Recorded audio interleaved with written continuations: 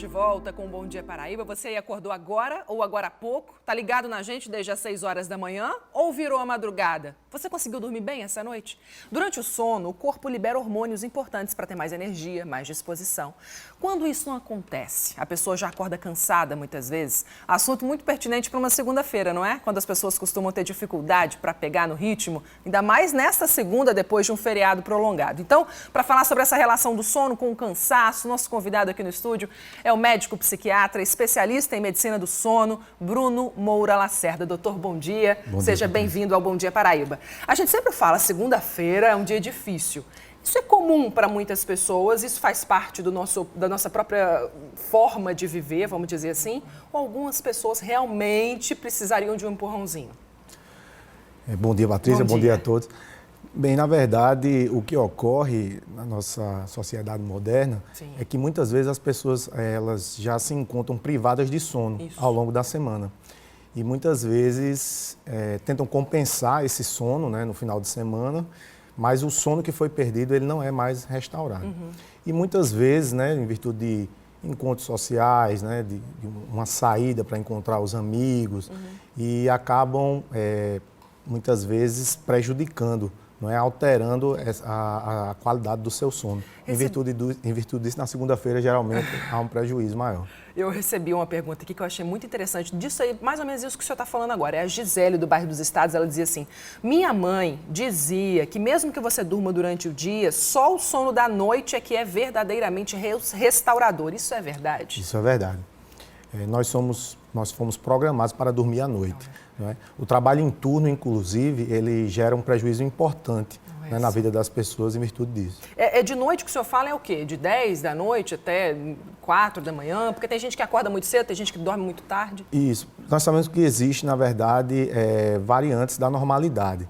Né? Nós sabemos que existem dormidores curtos, que precisam de poucas horas para se sentirem bem, dormidores longos, precisam de mais horas, e os indiferentes, que são as pessoas que dormem em média 7 a 8 horas por noite. Entendi. Mas o mais importante é que a pessoa se sinta restaurada no dia seguinte. É uma coisa bem pessoal. Ela tem que se sentir bem disposta. Isso. Cerca de 80% das pessoas elas têm esse número de horas de forma indiferente, de 7 a 8 horas. Pode variar de acordo com a necessidade de cada um. Isso. A mãe Renilda de Mangabeira diz, mesmo tomando muito remédio indutor do sono para dormir, eu só durmo um pouquinho, passo muito mais tempo acordada do que dormindo. O que fazer?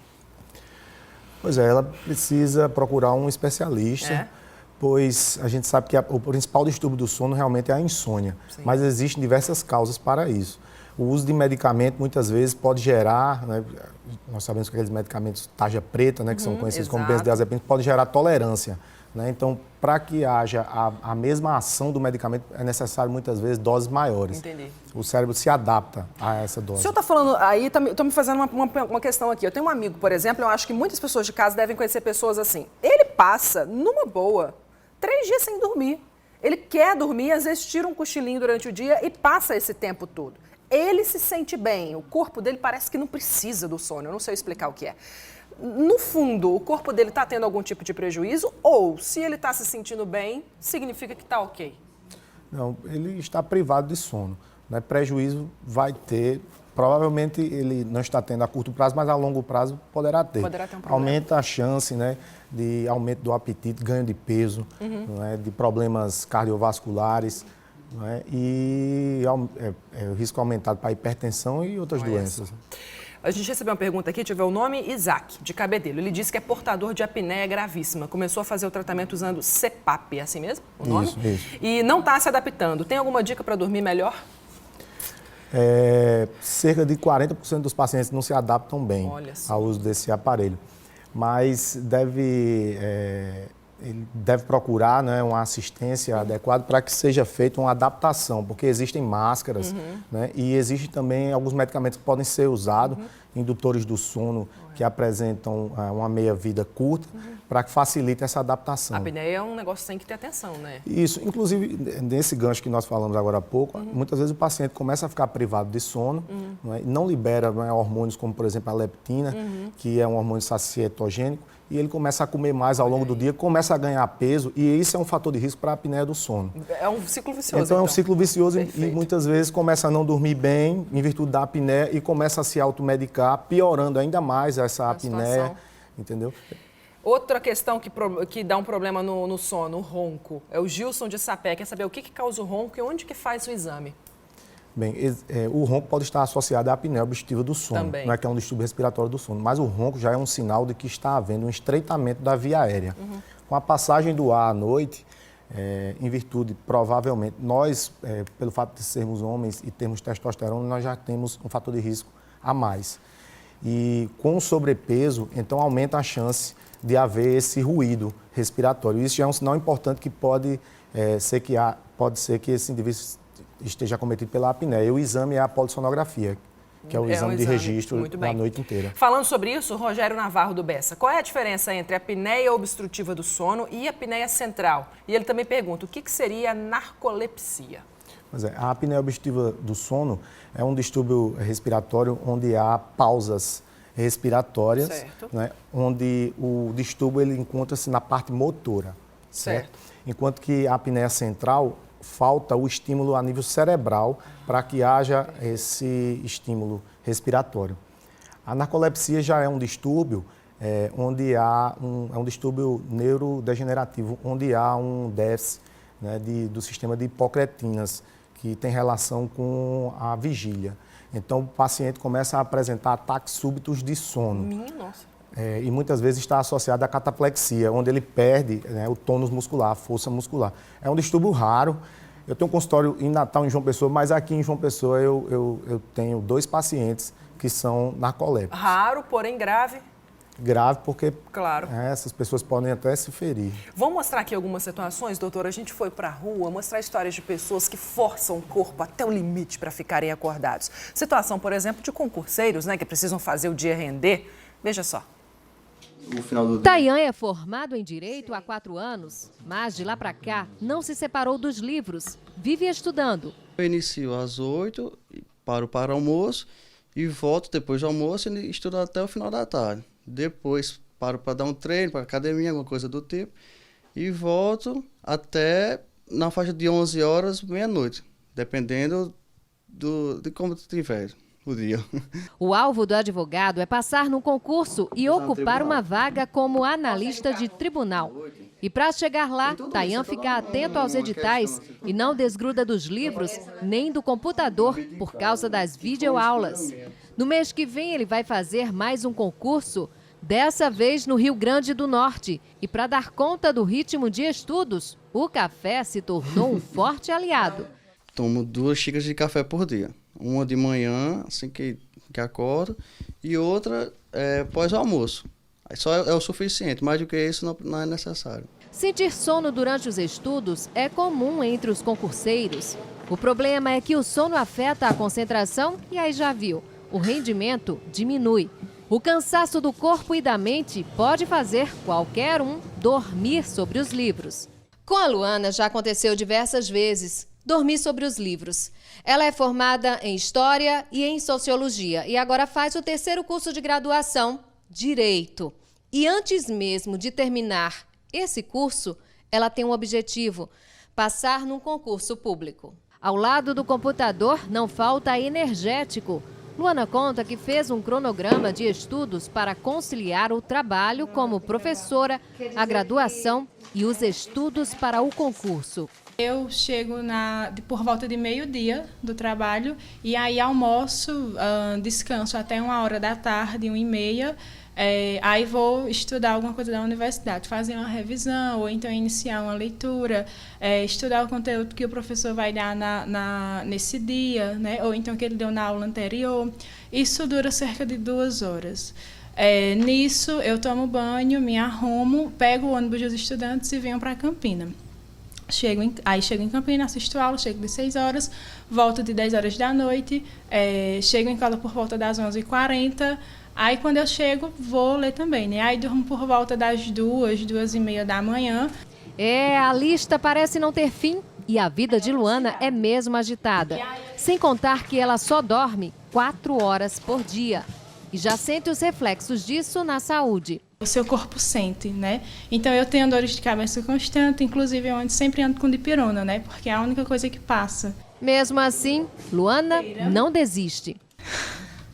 é aquela coisa, tudo tem um preço, né? A gente um dia vai passar. É isso, algumas pessoas vivem assim de forma temporária, forçam o corpo, mas depois passam. Outras pessoas vivem essa rotina o tempo todo. Aí a minha pergunta é a seguinte, doutor, há algum limite para uso, por exemplo, de energético, café, seja cafeína, né, na forma do café ou outro tipo? Qual que é a recomendação? Na verdade, eu como especialista do sono, eu recomendo que não se use, né? De forma nenhuma? Após 5 horas da tarde, isso é prejudicial ao sono, porque superficializa o sono.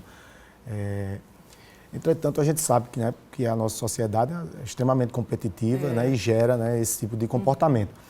Mas o uso de estimulantes em excesso, como a cafeína, o próprio chá verde, não é, pode gerar um aumento da ansiedade, né, pode gerar insônia, um aumento da ansiedade e pode gerar, inclusive, ataques de pânico. É comum receber no consultório pacientes que estão fazendo uso excessivo de cafeína, cápsulas de cafeína, e começam a apresentar ataques súbitos, inesperados, mal-estar, e muitas vezes vão à urgência de hospitais e quando a gente vai investigar, o paciente está fazendo uso excessivo desse tipo de substância. Uma pergunta aqui que tem a ver com essas estratégias para ficar acordado, é do Cláudio de Tambaú. Para quem tem problema para dormir, reposição de melatonina resolve? Como pode ser feita?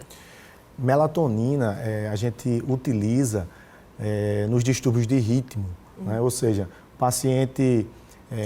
o adolescente, ele atrasa muitas vezes a fase do sono, né? Ele começa a se expor a essa luz artificial da televisão ou mesmo, né, de dispositivos eletrônicos e para o cérebro capta aquilo como o dia. Então, o cérebro não libera melatonina. Então, a gente pode usar para tentar avançar essa fase do sono, porque ele começa a dormir mais tarde e acorda mais tarde e começa a gerar um prejuízo. Agora, o paciente que apresenta insônia, não é preconizado o uso de melatonina. O que o profissional vai inicialmente investigar são os hábitos, né, os comportamentos que esse paciente, né, realiza, que pode estar impactando o seu sono. E muitas vezes trabalhar em cima do componente cognitivo, que o paciente começa a achar que a noite é estressante, né? Pois não consegue dormir e começa a ver esse componente como se ele tivesse perdido a espontaneidade, né, de promover o seu sono. Olha só, foi com medo de dormir, que loucura. Isso. Pergunta de Severino de Jacaraú, durmo muito tarde, acordo muito cedo e às vezes fico com a cabeça doendo muito. Isso pode ser um sintoma da falta de sono? Com certeza. Dor de cabeça? Dor de cabeça, dor no corpo. O sono, ele é dividido em estágios, o sono não REM e o sono REM. O sono não REM, ele repara os tecidos, né? O fato de manusearmos objetos, caminharmos, isso já gera microlesões teciduais. Então, durante essa fase existe, né, o reparo dos tecidos. E durante a fase dos sonhos, que é a fase REM, né, do sono REM, existe a consolidação da memória, não é? Para o aprendizado é muito importante também essa fase, e o restabelecimento das funções psíquicas. Então, provavelmente ele já está tendo algum prejuízo Muitas nesse pessoas sentido. não sabem, né, a importância de um sono profundo. Mariane Medeiros, do Bessa, é de uma situação aqui que eu acho que muitas casas se repete. Tem um sono muito leve, passo a noite inteira acordando com qualquer barulho na rua, volto a dormir. Isso se repete mesmo com 8 horas de sono. Quando acordo, eu estou muito cansada. Como fazer para ter um sono mais tranquilo? Tem alguma saída? Simples, que seja fácil. Em geral, né, as mulheres elas apresentam mais insônia do que os homens. Mas elas apresentam um sono não REM em maior quantidade. Então, quando elas conseguem dormir geralmente tem mais dificuldade em serem acordadas. Elas têm mais sono profundo. O contrário, né, os homens apresentam mais um sono superficial. Mas no caso dela, o que a gente orienta é que durma em um ambiente escuro, não é? Que seja silencioso. Não é? Se ela está apresentando essa fragmentação do sono, provavelmente ela está num estado de hiperalerta. Não é? Tem alguma coisa que está deixando ela ansiosa. Entendi. Então é bom que ela procure uma orientação. Né? A atividade física é muito importante, melhora também, diminui bem a ansiedade.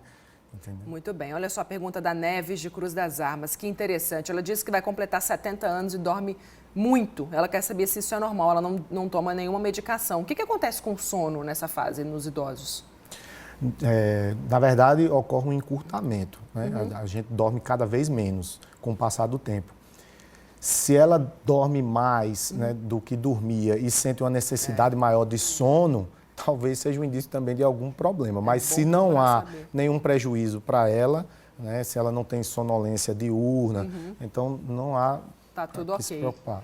A Josiane de Campina fala daquela situação que a gente estava comentando antes. Meu marido é vigilante, trabalha de 6 da noite às 6 da manhã. Quando chega em casa, não consegue dormir porque fica muito cansado. Como é que deve ser a rotina de sono dele? Essas pessoas que trabalham de noite, doutor, tem algo que possa ser feito para minimizar esse impacto, já que o sono reparador, bom, é o sono da madrugada? Sim. A gente orienta para que os trabalhadores em turno, pela manhã, eles já utilizem óculos escuros. Ah, é? Isso, por quê? Porque com a luz do sol, o cérebro capta a informação como dia e impede a liberação de melatonina. Então, antes mesmo do raiar do sol, é importante que o paciente já use um óculos escuro, já para que o cérebro não tenha acesso a essa informação. E aí, nesse tipo de paciente, é que a gente utiliza melatonina. Então, pode ser utilizado. Se o paciente tem prejuízo em dormir durante o dia, a gente pode utilizar de forma artificial essa melatonina. Dá uma enganada no cérebro, isso, porque na verdade está havendo esse distúrbio de ritmo, né? O ritmo dele está sendo diferente do ritmo social.